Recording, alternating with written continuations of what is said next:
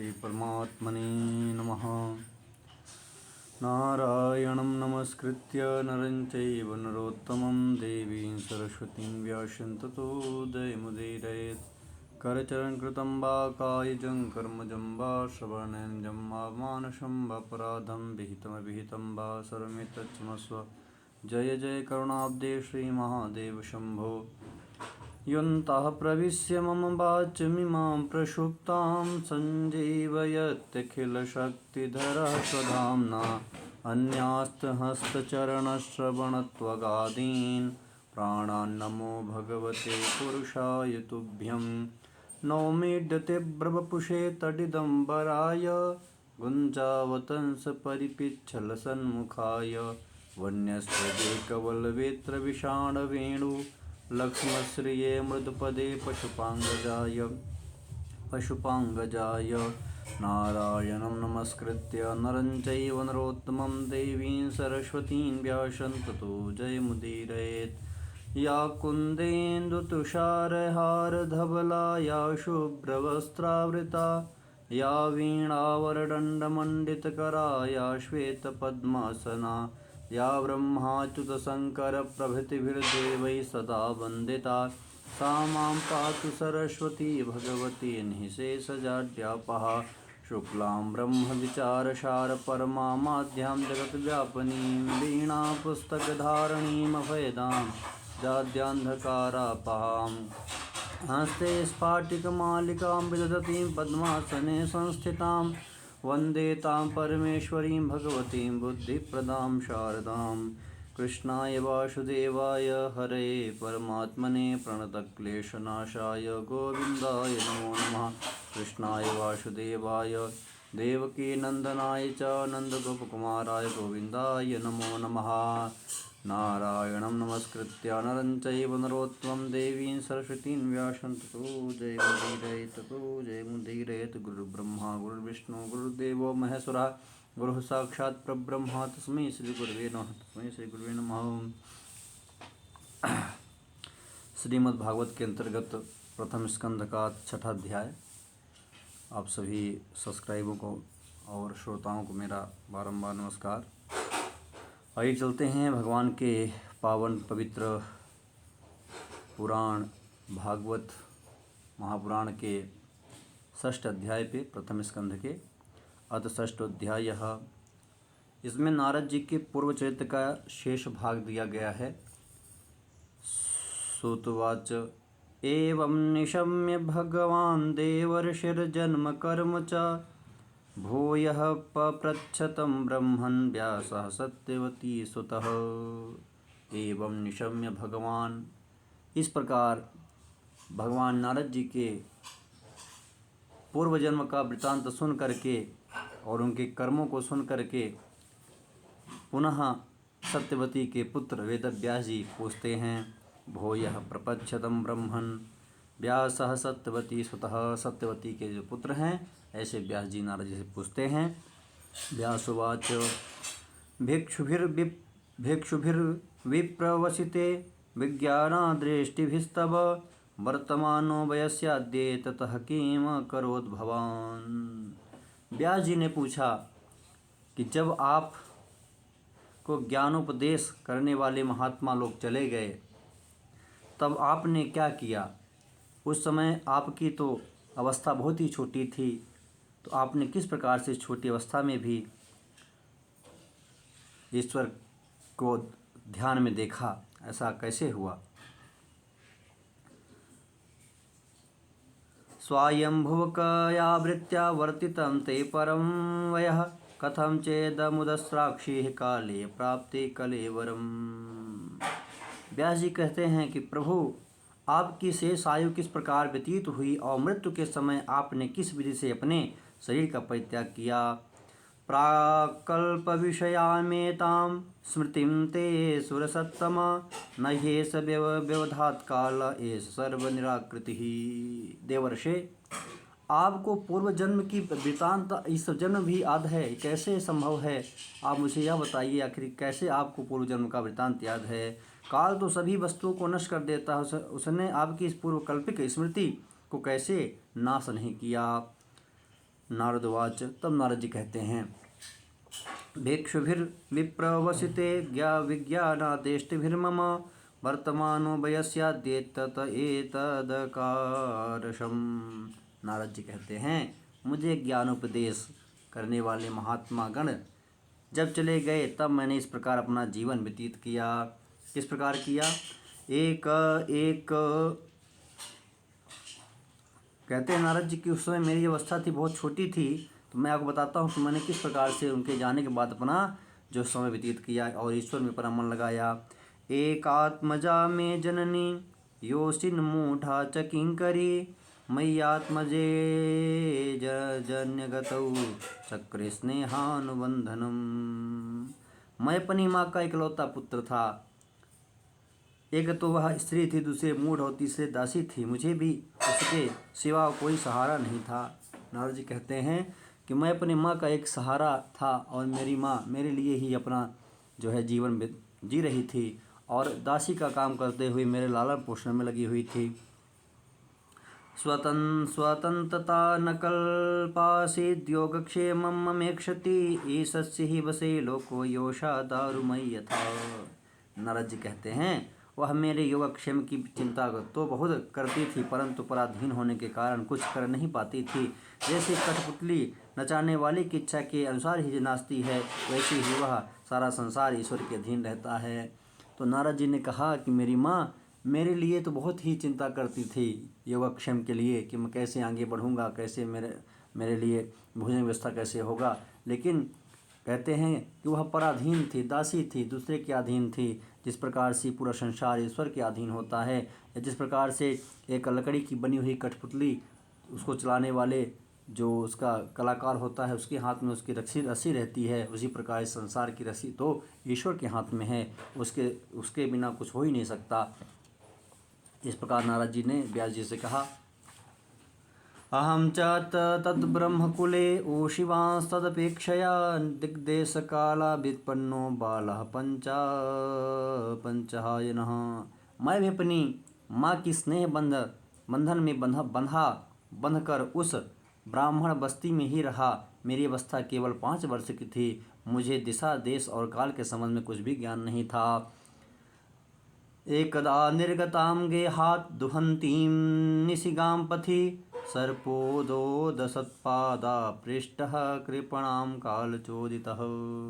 ईश्वर की मेरे ऊपर अनुकंपा हुई, जिसके लिए मैं कुछ कर नहीं पा रहा था, जिसके स्नेह पास में बंधा हुआ मैं कहीं जा नहीं पा रहा था, आखिर कहीं न कहीं उसको एक दिन गाय दूते समय सर्प ने, काल ने डस लिया और वह परमधाम को सिधार गई।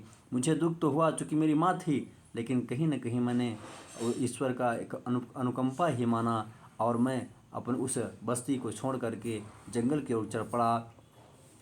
तदा तदहमीशस्य भक्तानां शमभीप्सतः अनुग्रहं मन्यमानः प्रातिष्ठं दिशमुत्तरम।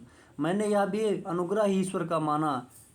दुख तो हुआ क्योंकि मेरी माँ थी, लेकिन अनुग्रह भी मैंने ईश्वर का माना कि जो मेरे लिए जी रही थी आज वो मुक्त हो गई और मैं भी उसके स्नेह बंध से मुक्त हो गया।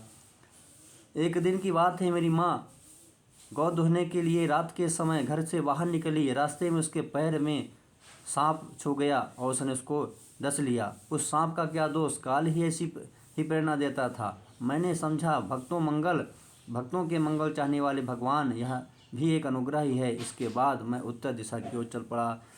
तो कहते हैं प्रातिष्ठम दिशम उत्तरम, उत्तर दिशा की ओर, उत्तर दिशा की ओर वह चल पड़े। स्फीतांजनपदांस्तत्र पुरग्रामव्रजाकरान् खेटखरवटवाटीश्च वनान्योपवनानि च। उस ओर मार्ग में मुझे अनेकों धन धान्य से संपन्न देश, नगर, गांव, अहिरों की चलती फिरती बस्तियां, खाने, खेड़े, नदी और पर्वतों के तटवर्ती पहाड़, वाटिकाएं, वन उपवन और रंग बिरंगी धातुओं से युक्त विचित्र पर्वत दिखाई पड़े। विचित्र धातुर्विचित्रादीन्निभव भग्नभुजद्रुमान् जलाशयाच्छेव जलान्नलिनी सुरसेविताः चित्रस्वनैः पथरथैर् बिभ्रद् भ्रमराश्रितः अनलवेणुशरस्तम्भकुशकीचकगह्वरम्। नारद जी कहते हैं कि इस प्रकार वहाँ मुझको अनेकों प्रकार के कहीं जंगली वृक्ष दिखे तो कहीं बड़ी शाखाएं दिखीं, हाथियों के तोड़े डालने वाली शाखाएं पड़ी मिली, शीतल जल से भरे हुए जलाशय थे जिसमें देवताओं का काम आने वाले कमल थे, उन पर पक्षी तरह तरह की बोली बोल रहे थे और भौरे मंडरा रहे थे। यह सब देखता हुआ मैं आगे बढ़ा। मैं अकेला ही था। इतना लंबा मार्ग तय करने पर मैंने एक घोर गहन जंगल देखा। एका एवातीयातोऽहमद्राक्षं विपिनं महत् घोरं प्रतिभयाकारं व्यालुलोक शिवाजिरम। जहाँ शिवा यानी कि सियारियाँ थीं, लूक पक्षी इत्यादि थे, बहुत ही घनघोर जंगल था। मैं उस जंगल में पहुँचा। परिश्रांतेन्द्रियात्मा हम त्रिपरीतो भोक्षितः स्नात्वा पीत्वा हृदय नद्यापस्पृष्टो गतश्रमः। बहुत ही मैं थक गया था तो मैंने वहीं उस हृदय यानी तालाब में रोक करके जल पान किया और एक वृक्ष के नीचे बैठ गया तो जो मेरी थकान थी वह निश्चित ही जाती गई। तस्मिन् निर्मनुजे अरण्ये विप्पलोपस्थ आस्थितः आत्मात्मस्थं यथा श्रुतमचिन्तयन्। मैं एक पीपल के वृक्ष के नीचे बैठ करके आराम करने लगा और विचार करने लगा। ध्यायतश्चरणाम्भोजं भावनिर्जितचेतसा औत्कण्ठ्या श्रुतकलाक्षस्य हृद्यासीन में शनैर्हरिः। मैं बैठ करके उस वृक्ष के नीचे विचार करने लगा, चिंतन करने लगा कि मेरी आँख मुदी और मेरे हृदय में एक ईश्वर की प्रतिबिंब दिखाई पड़ी। प्रेमाति भर निर्भिन्न पुलकांगोति निवृतः आनंद संप्लवे लीनो न पश्यमुभयं मुनेः।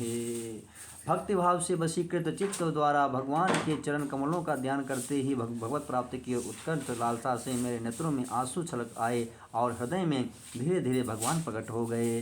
रूपम भगवतो यत्तन्मनः कांतं शुचापहं अपश्यन् सहसोत्तस्थे वैक्लव्यादुर्मना इव।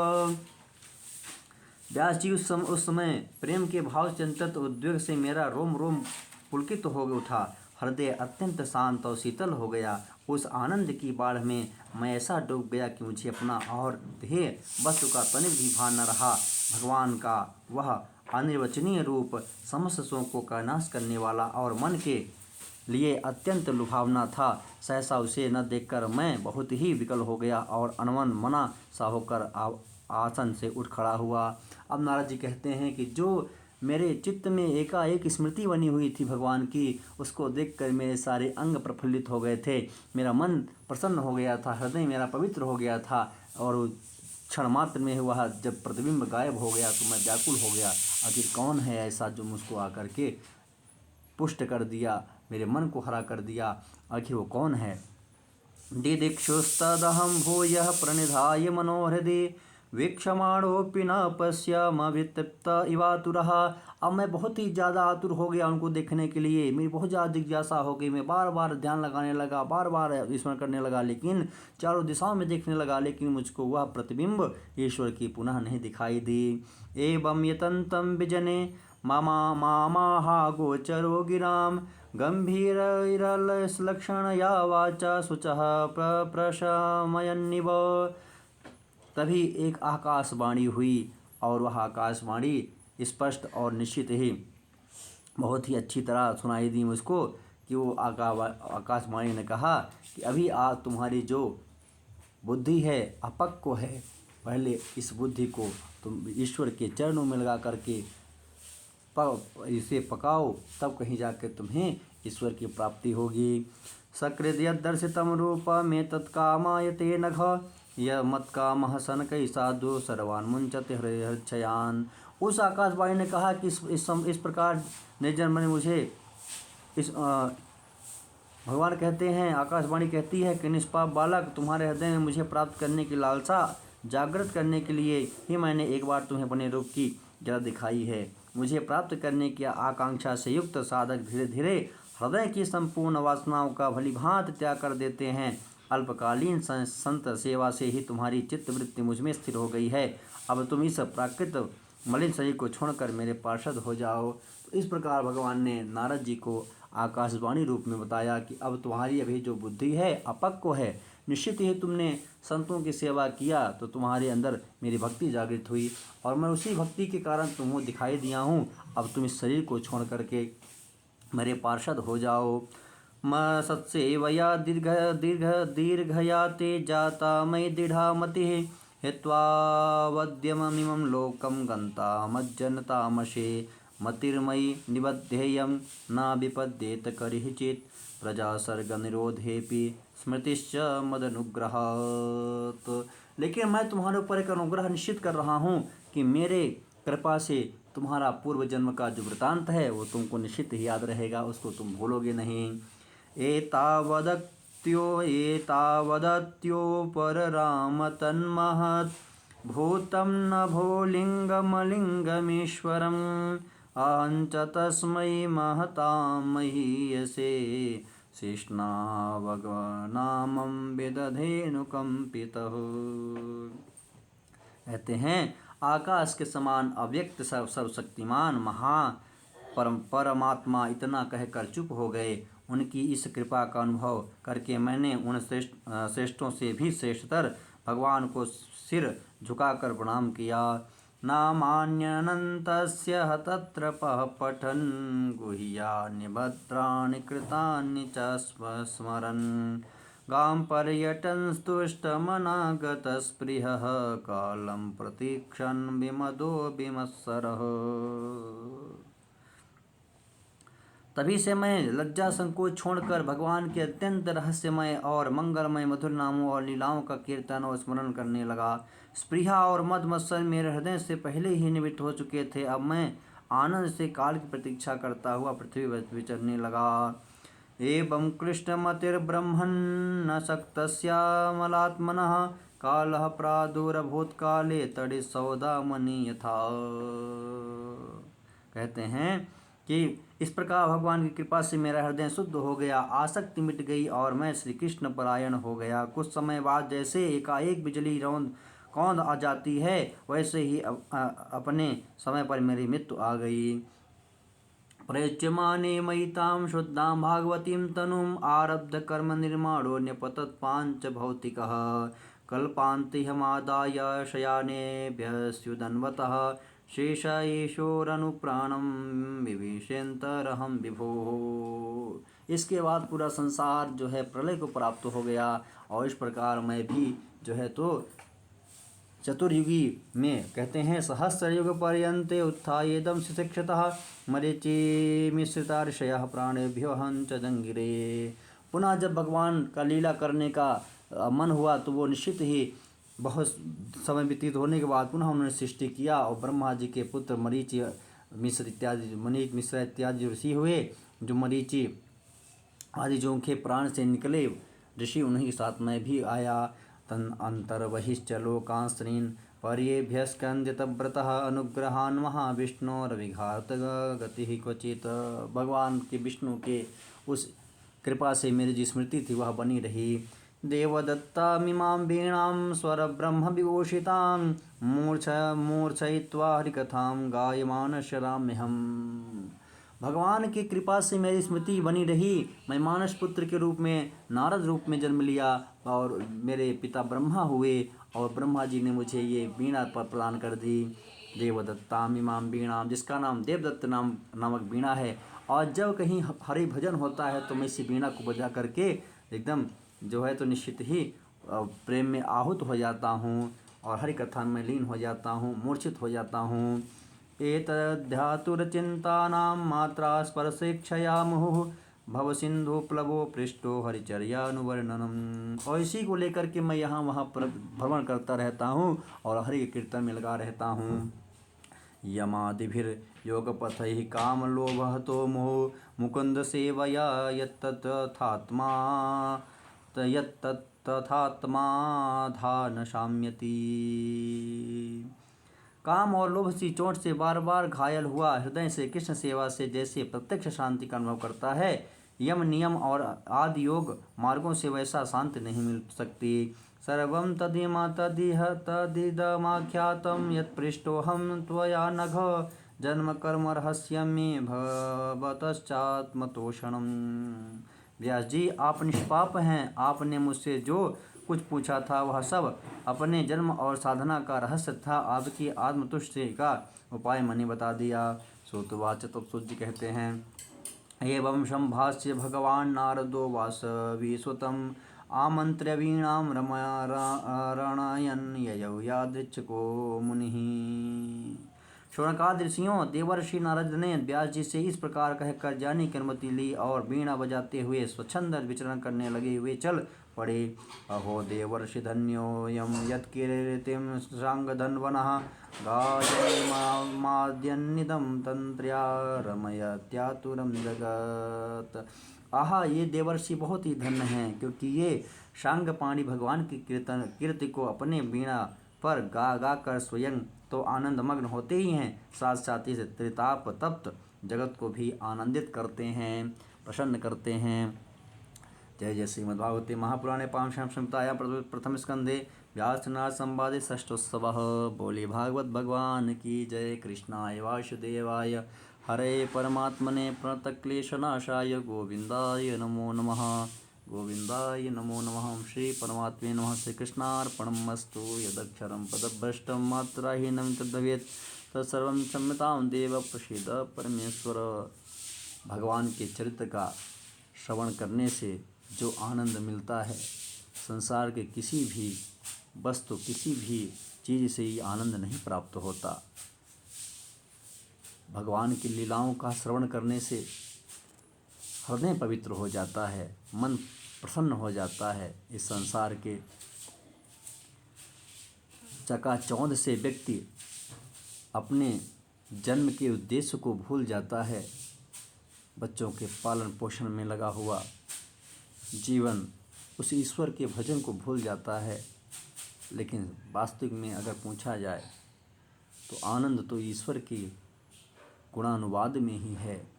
पर व्यक्ति सांसारिक बंधन से भी बंधा हुआ है, उसको अपने परिवार को भी देखना है, लेकिन कुछ क्षण निकाल करके भगवान के नाम और गुणों का अनुवाद सुनने से मन पवित्र हो जाता है। आप सभी श्रोताओं को मेरा बारंबार प्रणाम। श्रीमद् भागवत की कथा श्लोक भावार्थ सहित मेरे इस चैनल में चल रही है। सनातनानुलंबियों को मेरा इस चैनल को सब्सक्राइब कर लें एवं उनसे मेरा निवेदन है कि आप निश्चित ही इस प्रकार जो मूल भाव है, जो मूल जगत का सत्य है, ऐसे मूल श्लोकों को पढ़ करके आप इससे ज्ञान प्राप्त कर सकते हैं, इतिहास को जान सकते हैं, पुराणों को जान सकते हैं।